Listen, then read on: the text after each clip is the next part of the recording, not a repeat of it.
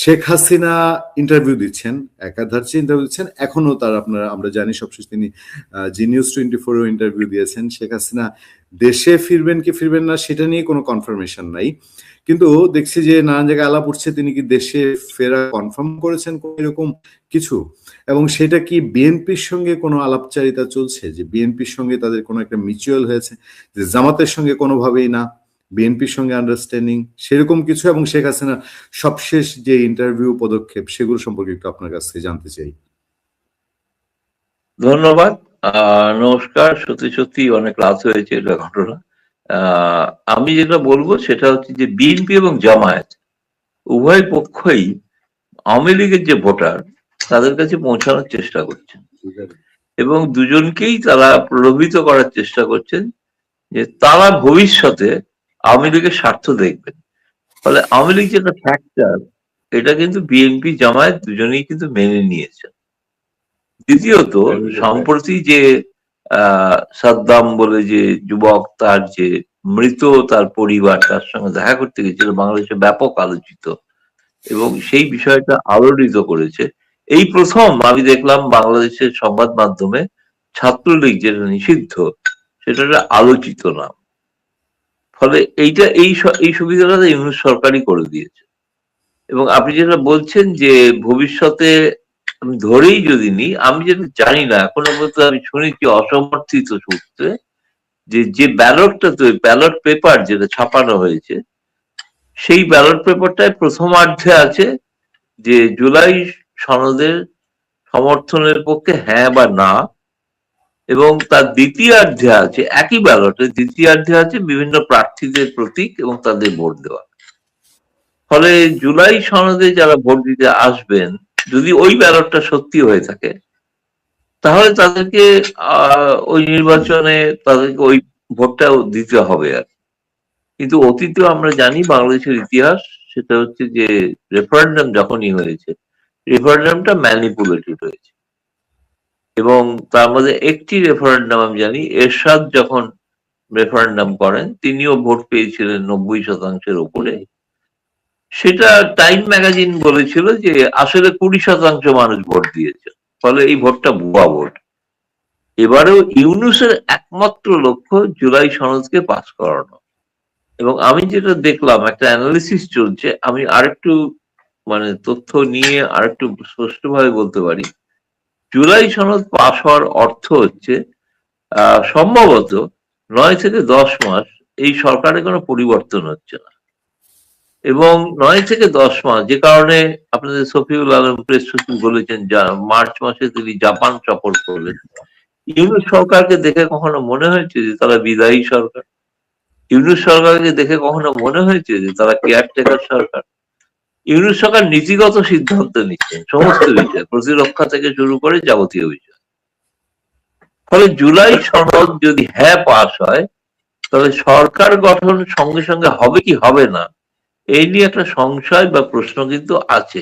আমি আরেকটু ডিটেল পরে বলতে পারবো হয়তো, যে আরেকটু বিশ্লেষণ করে আমি, যেটা জুলাই সনদের যে সমস্ত সাংবিধানিক ধারার কথা বলা আছে, সেই ধারা অনুসারে কিন্তু ধরুন 12ই ফেব্রুয়ারি নির্বাচন হয়ে গেল, ধরা যাক বিএনপি বা জামায়াত কেউই জয়ী হলো, তারা কিন্তু সেই দিন সংসদে তারা প্রতিষ্ঠিত হবেন কি হবেন না এই বিষয়ে কিন্তু সংশয় থেকে গেছে। এই বিষয়টা অবশ্যই অসাংবিধানিক একটা ব্যাপার। এখন বাংলাদেশ একটা অসম্ভব একটা ক্রসরোডের মধ্যে, যেটা ইংরেজিতে বললে বলা হয়, সেই ধরনের জায়গায় আছে। দাদা, আমি শেখ হাসিনা ইস্যুতে জানতে চাচ্ছি কোনো নতুন কোনো আপডেট আছে কিনা, বা তাকে কেন্দ্রিক নির্বাচনী কোনো নির্বাচন না, তাকে কেন্দ্রিক রাজনৈতিক কোনো, তিনি ঠিকই কথা, তিনি সর্বশেষ যে ভাষণটা দিয়েছিলেন সেই ভাষণটা অডিও মারফত দিয়েছিলেন। তাতে বহু আওয়ামী লীগের নেতা কর্মী যারা বিদেশে আছেন তারা অনেকে কেউ প্রশ্ন করছিলেন তিনি কেন শারীরিকভাবে উপস্থিত হলেন না। ফলে আমি খুব তীক্ষ্ণভাবে তার সমালোচনা করেছিলাম, বলেছিলাম তাকে শারীরিকভাবে আসা উচিত নয়, তার নিরাপত্তা জনিত একটা সংকট দেখা দিতে পারে। কিন্তু নির্বাচনের আগে কোনো এক সময় আমার ধারণা তিনি ভিডিও মারফত উপস্থিত হতে পারেন, যাতে অনেকেই তাকে দেখতে পাবেন। এখন সেটা কিভাবে হবে, তিনি শারীরিকভাবে উপস্থিত হবেন হবেন না, এটা আমি আগেবারও বলিনি, সবাই ইন্টারপ্রেট করেছিলেন, আমি এখনো বলছি, সেটাও বলছি না আমি। তিনি সেটা রেকর্ডেড ভিডিও মেসেজ দেবেন কিনা সেটাও আমি বলছি না, সেটাও আমি জানি না। এবং তিনি লাইভ ভিডিও করবেন কিনা সেটাও আমি জানি। কিন্তু আমি এটা জানি যে তিনি অত্যন্ত আগ্রহ বোধ করছেন যে কোনো কোনো ভাবে, যেহেতু বাংলাদেশের বহু মানুষ চাইছেন তাকে একবার দেখার জন্য, এই দেখার আগ্রহটা প্রমাণ করে যে আওয়ামী লীগের প্রতি মানুষের কিন্তু আগ্রহ এখনো কিন্তু বিদ্যমান। এইটাই আমার কাছে সব থেকে বড় মনে হয় আওয়ামী লীগের, যদি বলেন তাহলে সেটাই হচ্ছে রাজনৈতিক সাফল্য। দাদা, বাংলাদেশের ভেতরে একটা আলোচনার সূত্রগুলো আমি আপনাকে বলি। যেমন রিসেন্টলি তারেক রহমান নির্বাচনী সভাগুলো করছেন, সেই নির্বাচনী সভায় তারা ফেসিবাদ উত্তর বাংলাদেশে এসছেন, ফেসিবাদ বিদায় হয়েছে বলছেন, কখনো কখনো যে ভোট দিতে পারেনি মানুষ।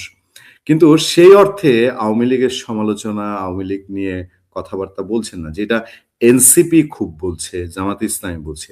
এ থেকে এবং আওয়ামী লীগ সভাপতি, আওয়ামী লীগের অন্যান্য যারা নেতৃবৃন্দ আছেন তাদের মুখ থেকেও আমরা যেগুলো আমরা দেখতে পাই ভিজুয়াল মিডিয়ায়, ওভাবে সমালোচনা মুখের কথা এখন আর দেখি না। তাতে করে অনেকের ধারণা হচ্ছে যে আওয়ামী লীগ বিএনপি কি তলে তলে কোনো সমঝোতা হচ্ছে কিনা। তলে তলে সমঝোতা হওয়ার কোনো প্রয়োজনীয়তা নেই, তার কারণ হচ্ছে সমঝোতাটা হতেই হবে। যদি তারা জামায়াত বা অন্য কোনো শক্তিকে রুখতে চান, সেক্ষেত্রে বিএনপি এবং আওয়ামী লীগকে একত্রে আসতেই হবে, যেমন তারা অতীতে এসেছিল।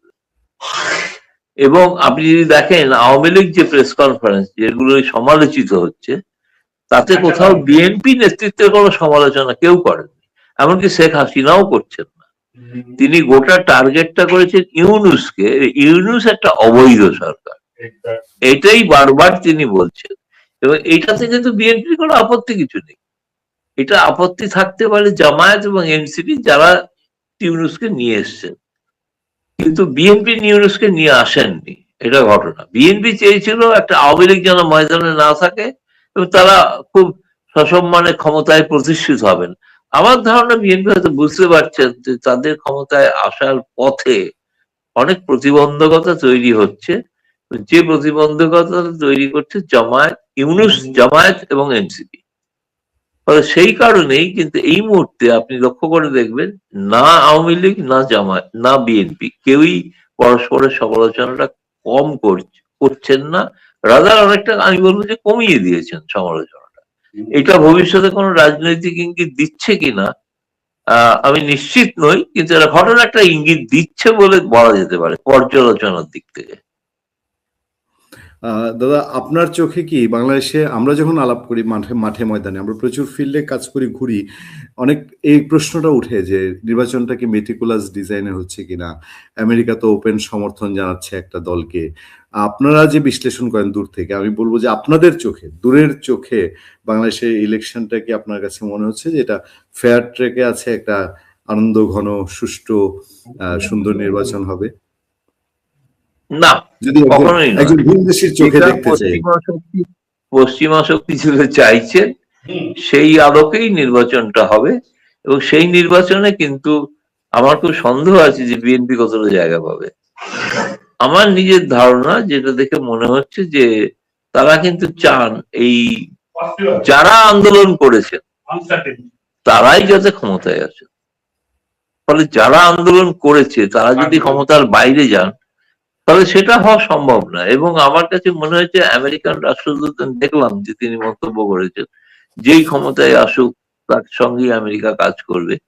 কিন্তু ব্রিটিশ রাষ্ট্রদূত, যিনি দীর্ঘদিন আছেন বাংলাদেশে, তিনি কিন্তু স্পষ্ট ভাবে ভারতীয়, এখানে ভারতে এসেছিলেন, তার কিন্তু ক্লিয়ার করে দিয়েছেন তাদের পছন্দ অনেকটা বেশি জামায়াত। কারণ জামায়াত হচ্ছে একটা ক্যাডার বেস পার্টি, তাদের জামায়াতের আমির যা বলবে তা সবাই সেটা শুনবে। বিএনপির ক্ষেত্রে কনস্টিটিউয়েন্সি একটা প্রবলেম আছে, রাজনৈতিক দল। ফলে কিন্তু তারা যেটা চাইবেন সেটাই যে হবে এমন কিন্তু নয়, তারা ৭১ও চেয়েছিলেন, হয়নি। কিন্তু আমার কাছে প্রশ্ন হচ্ছে, এই সময় আমি আগামী দিনে দেখতে পাচ্ছি যে বিএনপি এবং আওয়ামী লীগকে এক মঞ্চে আসতে হতে পারে।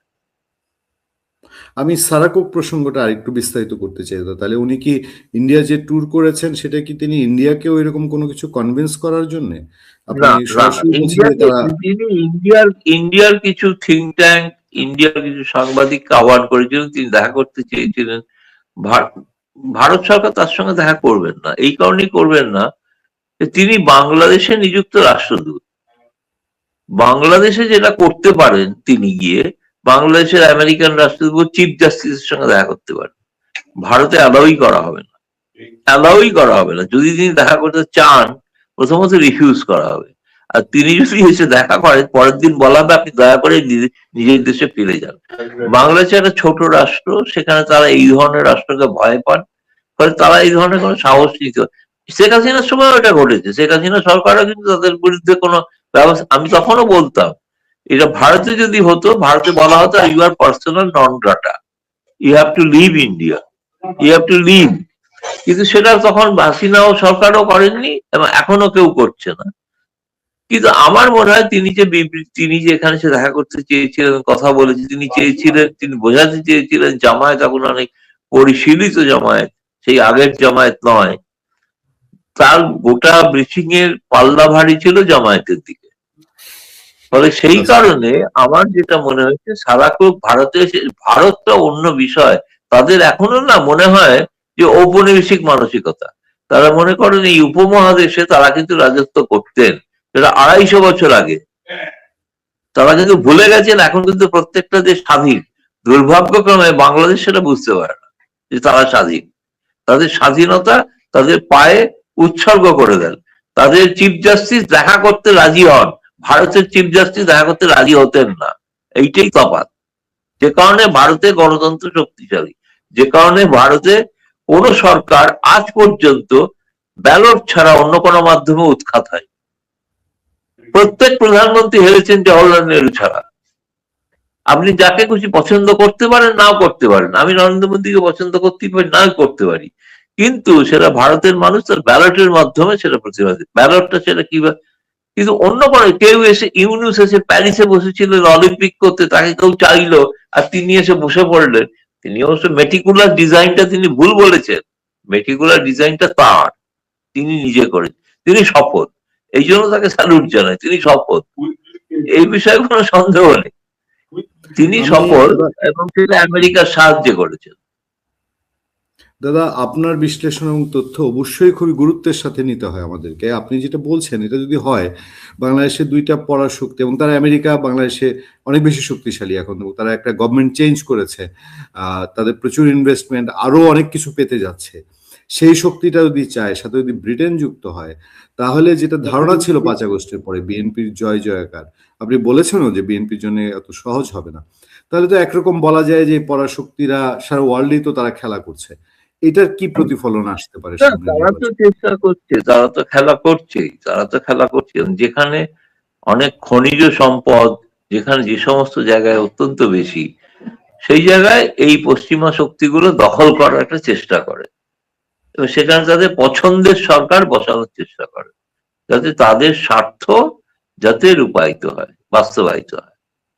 ফলে সেই চেষ্টাটা বাংলাদেশে করছে না। বাংলাদেশের মধ্যে ছোট রাষ্ট্র, তাদের খুব সহজভাবে বোঝানো যায়, ভুল বোঝানো যায়। এই ছোট, আপনি যদি লক্ষ্য করে দেখেন সারা পৃথিবীতে ছোট রাষ্ট্রের ক্ষেত্রেই কিন্তু এই পশ্চিমা শক্তিগুলো সফল। ভারতের ক্ষেত্রে কিন্তু কোনোদিন সফল হতে পারবে কিনা আমার সন্দেহ আছে। সফল হবে না, কিন্তু বাংলাদেশে সফল হবে, নেপালে সফল হতে পারেন, শ্রীলঙ্কায় সফল হতে পারেন, আফগানিস্তানে সফল হতে পারেন, কিন্তু কখনোই ভারতে সফল হওয়া সম্ভব নয়। ভারতের কাছে ভারতের গণতান্ত্রিক প্রতিষ্ঠানগুলোর শিকড় এত মজবুত যে খুব সহজে এটাকে কিন্তু উৎখাত করা সম্ভব নয়, যেটা অন্য দেশে সম্ভব। ফলে আপনি যেটা বললেন আমি আপনার সঙ্গে একমত যে এটা ঘটনা, যে তারা বাংলাদেশকে তাদের স্বার্থ অনুযায়ী চলতে তারা দিতে চান, যেটা পুতুল সরকার চান, সেটা ঘটনা। তার নির্বাচনের মাধ্যমেও একটা তথাকথিত সকট নির্বাচন, তার মাধ্যমে একটা পুতুল সরকার চান। দাদা আমি আরেকটা প্রসঙ্গে যেতে চাই। আমরা যখন এই এই বিষয়টা পরিষ্কার যে আমেরিকা এবং ইংল্যান্ড তারা হচ্ছে জামাত ইসলামীকে চায়, অনেকটাই পরিষ্কার। ওয়াশিংটন পোস্ট এটা একদম চোখে আয়না, মানে একদম খুলে দেখিয়ে দিয়েছে। সেই ক্ষেত্রে আমরা এটাও জানি যে ভারত জামাত ইসলামের সঙ্গে কমফোর্টেবল না, তারা তুলনামূলক এখন এই দুইয়ের মধ্যে বিএনপির সঙ্গে কমফোর্টেবল। তাহলে আমরা বলছি যে এই আলামতগুলো কি ভারত বনাম আমেরিকা, বাংলাদেশ ব্যাটেলফিল্ড যদি ধরি, এটা একটা মৌন যুদ্ধ চলছে এরকম? হ্যাঁ, হতেই পারে। আপনি দেখবেন আজকেই তো ভারতে ইউরোপিয়ান ইউনিয়নের সঙ্গে চুক্তি হয়েছে, তার সঙ্গে মুক্ত বাণিজ্য চুক্তি হয়েছে, ঘোষণা করা হয়েছে, এবং সিকিউরিটি সংক্রান্ত চুক্তি হয়েছে। ফলে ইউরোপ তারাও কিন্তু ব্যতিব্যস্ত আমেরিকা ট্রাম্পের খামখেয়ালি বলা নিয়ে। ফলে তারাও কিন্তু ভারতের সঙ্গে সম্পর্ক রাখছেন, এবং সম্পর্ক যেটা আজকে হয়েছে ইউরোপিয়ান ইউনিয়ন, ইউরোপিয়ান কাউন্সিল তাদের বৈঠকে, সেইগুলো আজকে ঘোষণাও হয়েছে। আপনি যেটা বলছেন যে আমেরিকা চায় অনেক কিছু করতে, আমেরিকা সবসময় যে সফল হয় তা কিন্তু নয়। সফল ৭১-এও হয়নি, সফল আজ হবে বলেও মনে হয় না। তাই আপনি সেরকমই মনে করছেন যে তাহলে কি ভারতও কোনো আমি ভূমিকা রাখছে নিশ্চিত, বলবো? শুধু ভারতীয় নয়, আমি মনে করি বাংলাদেশের মানুষ অনেক প্রজ্ঞা, এবং তাদের প্রজ্ঞা এবং বুদ্ধিও অনেক বেশি রয়েছে। তারা জানেন তাদের ভালো মন্দ, তাদেরকে ভুল বোঝানো হতে পারে, কণ্ঠরোধ করা হতে পারে, কিন্তু একদিন না একদিন তারা কিন্তু এর বিরুদ্ধে রুখে দাঁড়াবে। সেই দিন ভারত তাহলে তার কি পাশে থাকে, এই বিষয়ে কোনো আমরা সন্দেহ কি নেই। এমন বলবো যে এক সময় শেখ হাসিনা সরকার, আওয়ামী লীগ সরকার, তারা ভারতের যেই শেল্টারটা পেয়েছে, ভারতের কাছে যে প্রশ্রয়টা পেয়েছে, 14 নির্বাচন, 18 নির্বাচন, না 24 কিন্তু নির্বাচন, এবার বিএনপি সেটা পেতে ইউনূসের যাচ্ছে। মতো, না ইউনূসের মতো শেখ হাসিনা সরকারকে প্রতিষ্ঠিত করে দেওয়া হবে না, সেটা ভারতের লক্ষ্য নয়।